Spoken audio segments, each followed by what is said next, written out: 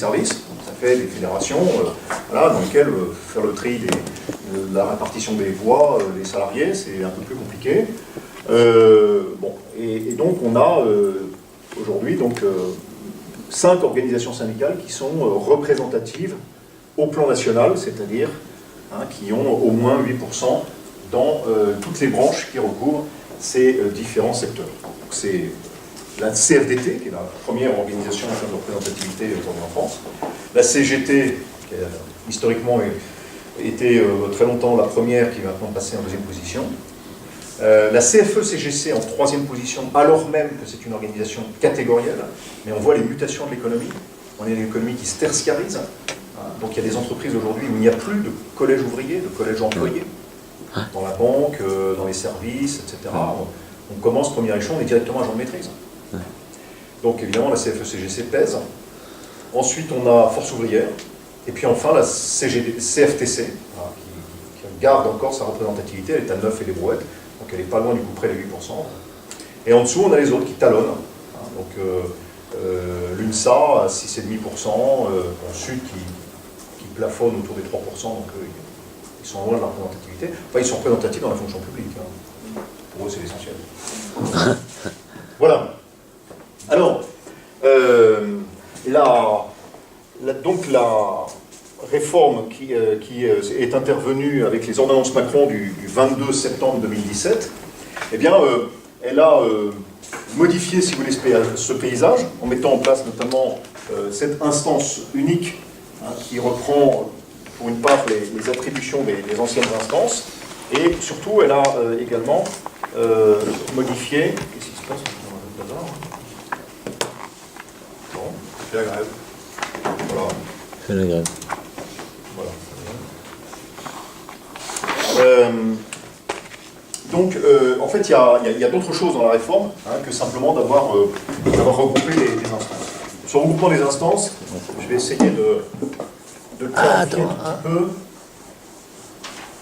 J'ai pris des photos. Il y a un peu plus devant, mais sur Zoom. Ah. C'est bon. Peut-être avant que tu effaces, on voit une Oui, bien sûr, c'est vrai. Voilà. Donc, juste pour rappel, dans les entreprises de 10 à 50, dans le code du travail 10 à 49, on va faire court, 10 à 50 salariés, on avait une instance unique qui était les délégués du personnel.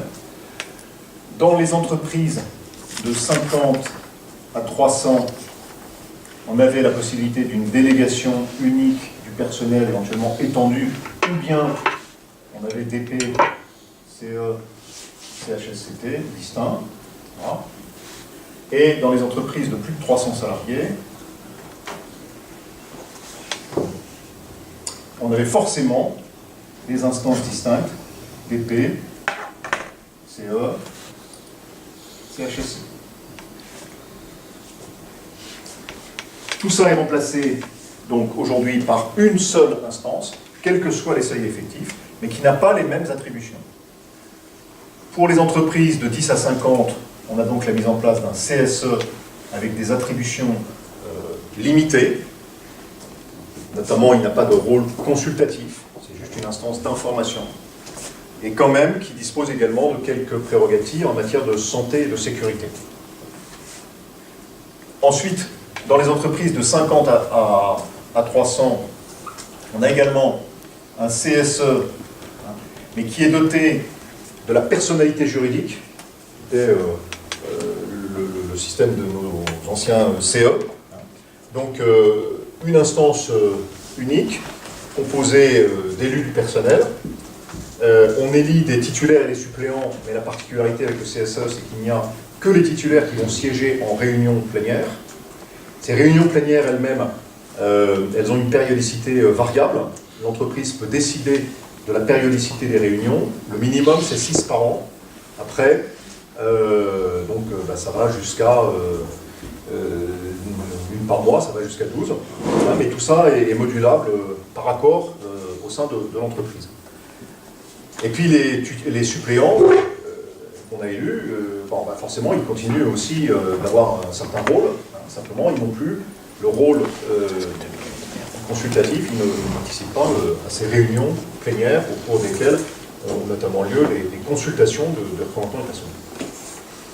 Et pour les entreprises de plus de 300, on a également donc, le CSE, mais un CSE qui est doté à ce moment-là d'un certain nombre de commissions obligatoires, voilà, dont une nouvelle commission, qui est la commission santé, sécurité, conditions de travail. Donc il y a différentes commissions, dont la commission santé, sécurité, conditions de travail, obligatoire à partir de 300 salariés. Ça n'est qu'une commission du CSE. Ça n'est plus le CHSCT qui existait de façon autonome, avec sa personnalité juridique propre, qui lui permettait, souvenez-vous-en, de porter plainte contre l'employeur, éventuellement, qui lui permettait, qui l'autorisait bien sûr à rendre des avis, qui lui permettait de recourir à des expertises, etc. Donc ça n'est plus le cas. Cette commission, quand elle existe, ne fait que éclairer l'avis des membres du CSE. Et c'est eux qui prennent les décisions, y compris sur les questions de santé et sécurité. De même que ce sont les membres du CSE qui, ici, indépendamment de l'existence d'une commission, puisqu'on est dans les entreprises de moins de 300, vont également exercer toutes les attributions, y compris en termes de santé, sécurité, conditions de travail. Quid de la distinction qu'il y avait précédemment entre les établissements et l'entreprise? Est-ce que les seuils ici sont au niveau de l'ensemble de l'entreprise ou par établissement? Alors, les seuils sont effectivement ceux du périmètre dans lequel sont organisées les élections. La grande différence, effectivement, qui a été introduite par le législateur, c'est que la distinction entre établissements distincts est maintenant déconnectée du processus électoral. Avant, on ne pouvait définir des établissements qu'en fonction effectivement du périmètre électoral dans lequel allaient se tenir voilà, les élections du personnel. Maintenant, c'est à tout moment, je dirais, que l'employeur peut organiser son entreprise en découpant en fonction voilà, de logique industrielle, finalement, de logique de business, enfin industrielle ou pas, mais enfin de logique de business, des établissements distincts. Alors ça se fait par un accord majoritaire signé avec les délégués syndicaux, ou à défaut par un accord avec les membres du CSE, ou même, à défaut d'avoir la possibilité de signer un accord, par une décision unilatérale de l'employeur. Voilà. Donc c'est une liberté plus grande qui a été donnée par le législateur aux chefs d'entreprise, en disant, bon, enfin, vous avez peut-être quand même des raisons de considérer que voilà, cette activité-là, elle pourrait être plus logiquement raccrochée à cette unité, parce qu'en termes de business, ça a du sens pour vous, alors qu'avant, c'était l'inspecteur du travail qui disait, bon là, vous avez un effet de seuil.